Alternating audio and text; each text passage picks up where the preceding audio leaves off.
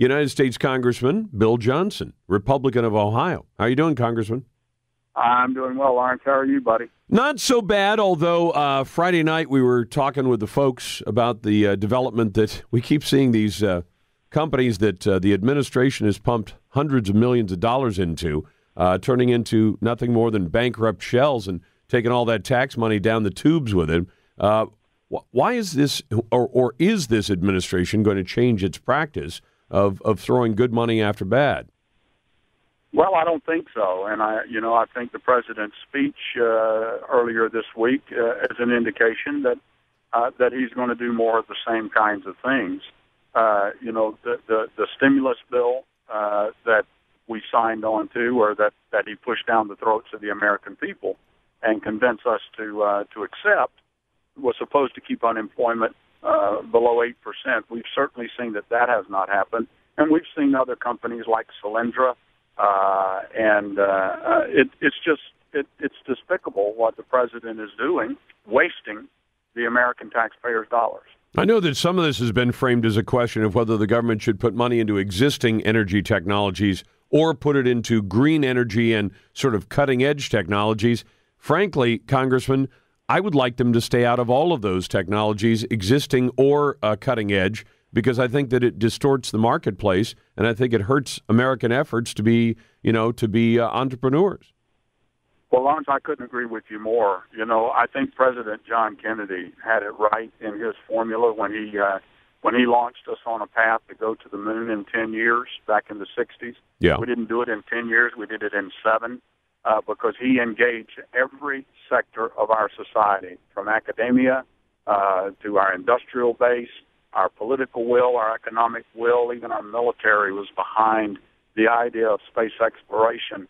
And as a result, we saw industries crop up, and we saw millions of jobs created as the private sector grabbed a hold of this vision of American exceptionalism, and we saw our innovative and competitive engines beginning to churn.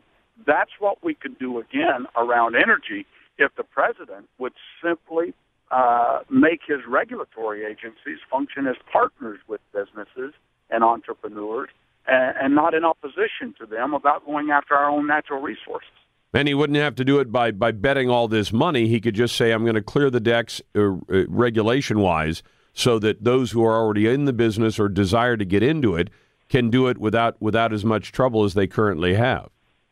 Absolutely. I think if the president should say today, the American people have a reasonable expectation that regulatory agencies like the EPA and the Department of the Interior, we have a reasonable expectation that they be effective, that they be efficient, and that they be honest with the American people.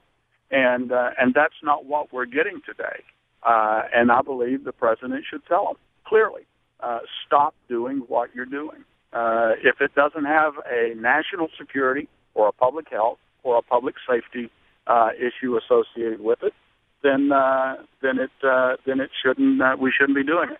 And I'm sorry, I just realized I've been calling you Lawrence. It's Lars. I apologize. That's all right. My parents had a sense of humor, so they named me Lars Larson, and it's actually it actually turned out to work out pretty well. But it's a goofy name, and I end up explaining it a lot. People think I'm from Minnesota or something like that, but I'm not. I was born in Taiwan. Well, yeah. Well, with a name like Johnson, I've been called a lot of different things too. So I'm sure.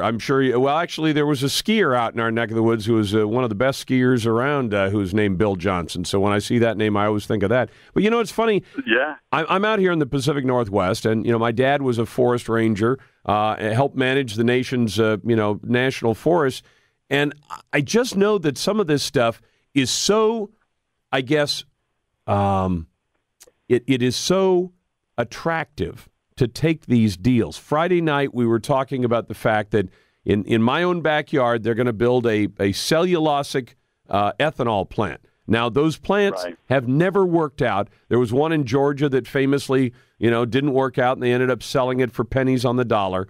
And yet, here's one, and the amount of the loan guarantee, again, it's a loan guarantee, is half the size of Solyndra, $235 million that they're going to pump into this thing, with no indication, no history for that technology or that industry that it'll actually work.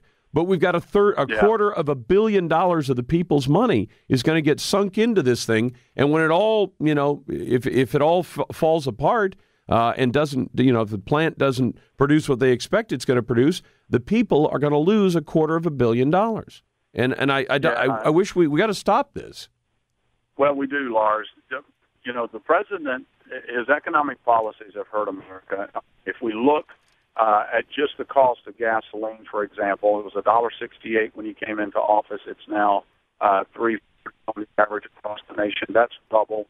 If you look at the fact that Americans are paying on the average $300 more per year in utility rates to power their homes, this president's policies have failed. And because he can't run on his record, what he's trying to do now is divide America with Indian division, putting us one against the other. He's trying to make the American people that the only way that you can get ahead is by taking it from someone else rather than working hard yourself. The American people used to believe in a fair system, Lars, and fairness simply means it to me. And I grew up from a two-wheel wagon rut mule farm and a 26-plus year career in the military. I can tell you that what fairness means to me is the fact that if I play by the rules and if I work hard, I can get ahead.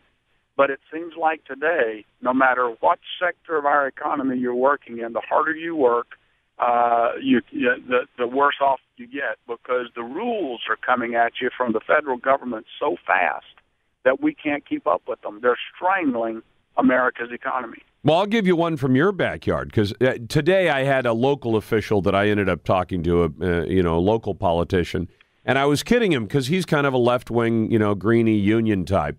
And I said, well, what kind of vehicle are you driving around in? And he said, I got a little diesel Jeep Liberty. And I said, oh, you mean the one they outlawed? And he said, what do you mean they outlawed it? And I said, they make them right there in Ohio, but you can't legally sell the diesel version of the Jeep Liberty in the United States, but you can sell it in Europe all over the place. He said, that's a lie. And I said, no, it's absolutely the truth. But I was thinking, Congressman, right in your backyard, that one little rule, because somebody at the EPA decided that the diesel engine in that little rig is too dirty for America but clean enough for Europe, if they change that rule alone, they could be selling those things all over America. But instead, we're in the ironic spot that they make them in your state, but you can't sell them anywhere in America. Isn't that crazy? This administration's war on fossil fuels is unbelievable. Lars, we've got 3 trillion barrels of oil that we already own. It belongs to us. All we've got to do is go get it. We've got the largest deposits of natural gas in the world. All we've got to do is go get it.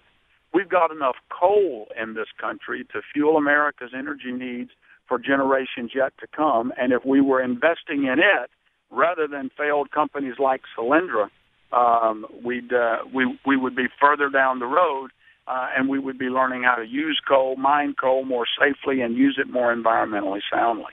Well, you're absolutely right. Well, Congressman, I appreciate you taking the time tonight. Don't worry about the name; it's funny enough, but I do appreciate your consideration by saying that, and thank you for the time tonight. Well, my pleasure. It's always good to be with you, and please have me back anytime. I love to talk about what makes America great, and American exceptionalism is on the rise.